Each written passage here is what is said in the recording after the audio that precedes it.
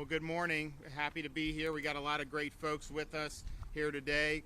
We're honored to have as the Director General of the Taiwan Economic and Cultural Office in Miami, Director General Chi. Where are you? Right here. Thank you. We also have Yale Huang, President of the Taiwanese Chamber of Commerce of Miami. Do we have Charles Pan? Where's Charles? Board Member, Global Taiwan Institute. Sarah Ling Shin Chen, Director, Taipei Economic and Cultural Office. Are you up here? Where are you at? You were back there. Oh, yeah, there you are. We got other folks from the Cultural Office. We have Madeline Wu, former president, Formosan Association for Public Affairs in South Florida. I'm trying to think. Bill Hobbs is here. Bill, are you here? Thank you. Senator Manny Diaz, Representative Mike Beltran, Representative Vance Lupus. Is Demi Cabrera here? Where are you? Oh, hi. Good to see you. Representative Bush, Fabricio. Is Ileana here? I didn't see her. Okay. Representative Daniel Perez, Alex Rizzo. We have Speaker Chris Sprouse here, Lieutenant Governor, and our current Congressman, Carlos Jimenez. So thank you for coming. Hopefully you can whip that place up into shape a little bit because it needs a lot of help.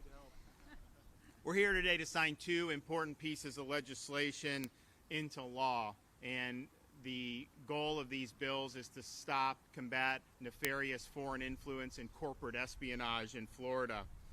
If you look at what's gone on now with the coronavirus pandemic and the cover-up of the origins of COVID-19, it's pretty clear that this was a virus that almost assuredly leaked out of this lab in Wuhan. This is a lab where these scientists were working very closely with the Communist Party of China as well as the Chinese military. When you had these folks fall ill who were working in that lab last fall, the Communist Party of China decided to cover it up. They didn't give any information out. They didn't ask for any assistance. They didn't give a heads up to anybody. They tried to cover it up, and basically the world has had to endure over a year and a half of a lot of bad stuff as a result of this. So they covered it up, and they need to be held accountable for this.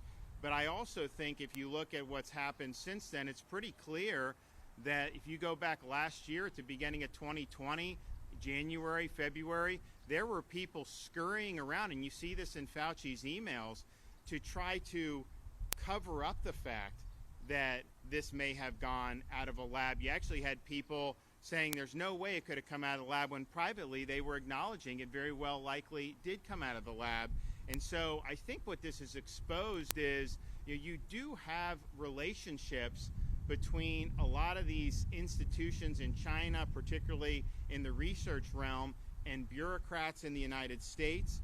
You have a whole bunch of other institutions. And so our bills today focus on foreign influence writ large. It absolutely, the 7 countries that are identified specifically, of course, the Communist Party of China, but yes, Communist Cuba, Venezuela, all those, and it's all very important.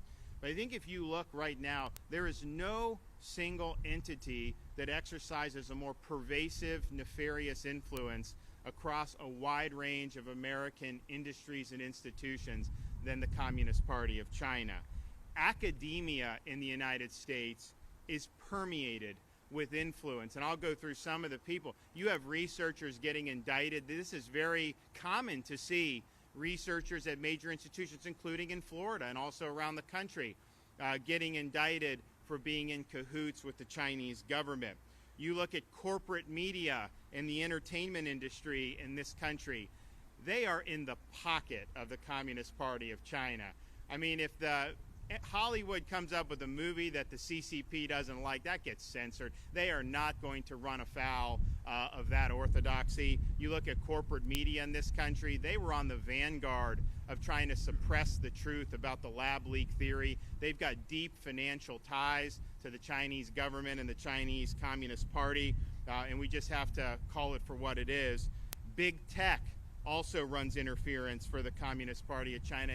People were trying to search for the Tank Man in Tiananmen Square on Bing recently, and it had no results came up. That's very curious. Microsoft said, oh, it was just an oversight, it was a mistake or whatever. Really, that's a pretty convenient mistake to have. But you see time and time again, the big tech giants, it seems like when they put their thumb on the scale, they're almost always putting their thumb on the scale in favor of protecting the Communist Party of China.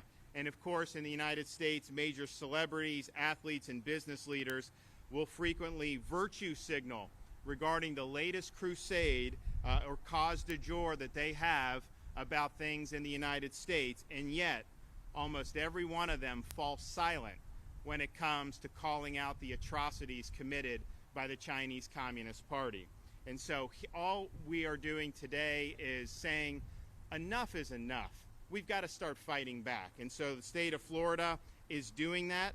If you look at the bad influence that we see, we've seen it here in Florida. Just in February, a University of Florida researcher was indicted for taking grant money from UF for his company in China.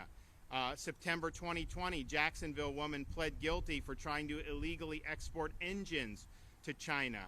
February 2020, Illinois court awarded Motorola $764 million in a case after an engineer stole thousands of confidential documents and millions of lines of code to benefit a Chinese company. September 2019, a University of Kansas researcher collected federal grant money while working full-time for a Chinese university. Of course, you see Iran and other countries as well. But I think here, as of now, as of the beginning of this past year, the FBI is investigating 1,000 cases of theft of U.S. technology. And this is almost always theft that's designed to serve the interests of the Chinese Communist Party. So we don't have to look long and far to see examples of this. I don't think they get the attention they deserve. And clearly, a lot of folks in Washington need to do more to be able to combat it. But in Florida, we're going to take a stand. And so we are taking a stand, and these bills I'm signing into law today, foreign adversaries will not have access to our schools, government, and companies like they have in the past. Not the Communist Party of China, not Russia, not Cuba, not North Korea, not Iran, not Syria, not Venezuela. In fact, the first bill that I signed today safeguards our public institutions from undue foreign influence, and that means prohibiting agreements between public entities and the Communist Party of China or Cuba or any of these other malignant forces. And so as of the time we sign this bill and it goes into effect, Florida, we will be banning things like Confucius institutions from being in our universities or in our colleges. And I know we had issues with that right here in Miami-Dade County, so it's the right thing to do. But beyond prohibiting direct deals with these adversarial governments, the bill also makes sure we don't make deals with private companies that are closely tied to these foreign adversaries. And the bill also makes sure all nation states, corporations, organizations, and individuals seeking to engage with colleges and universities are fully vetted. We don't want bad actors involved in our colleges and university, and we'll hold you accountable if you run afoul of these new laws. We're also going to sign the Combating Corporate Espionage in Florida Act. It creates new criminal offenses in Florida for the theft and trafficking of trade secrets. Anyone who willfully and without authorization steals or attempts to steal a trade secret and use it for their own benefit will now face a third-degree felony, punishable by up to 5 years in prison. If the same person tries to sell the stolen trade secret, they'll face a second-degree felony with even more penalties. And finally, if an individual entity violates this law on behalf of a foreign government, the penalties are significantly enhanced, adding even more time in prison.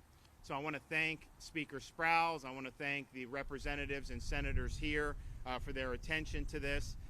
We knew that we needed to stand up. We knew that we needed to start taking a stand against this because it's really gotten out of hand.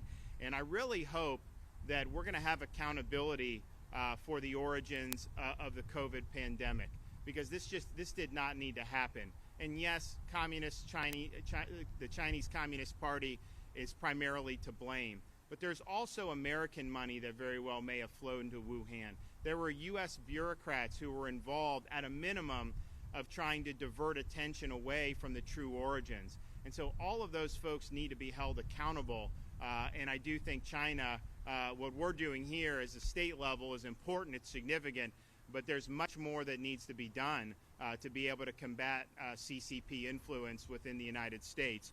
I'm really honored that we have several Taiwanese representatives here today, both representatives from Taiwan as well as Taiwanese Americans, who can talk about the threats that we face from this Communist Party and from their attempts to exert influence, not just in the United States, but really throughout the rest of the world. And so I'm going to invite Director General Chi to come up and say a few things.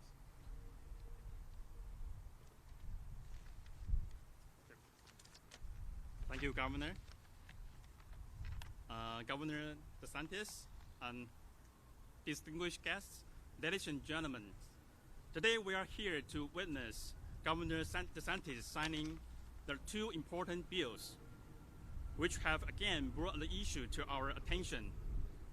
The negative influence of China is not only a threat to Florida, it's also a threat to Asia and to the world. Taiwan has been fighting against the threat of China for a long time. We are very pleased that more and more friends in the world have noticed the issue and have joined us. As you may know, China has used its economic influence to undermine the national interests of many countries. Even in the critical situation of COVID-19, China is still trying to use vaccines to influence some countries to sever diplomatic ties with Taiwan. On the contrary, the U.S. bipartisan congressional delegation visited Taiwan yesterday to discuss U.S.-Taiwan relations, regional security, and other significant issues of mutual interest.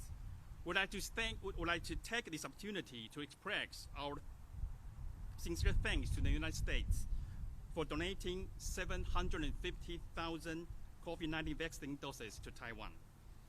Taiwan shared with the United States such common values as freedom, democracy, respect for human rights, the rule of law, and a market-based economy. Taiwan is also an important trading partner and reliable export market for the U.S. in almost every major sectors. Based on the shared values and common interests, the Taiwan-U.S. relations will continue to flourish well into the future. On this beautiful day, I wish all of you good health, happiness, and success. Thank you.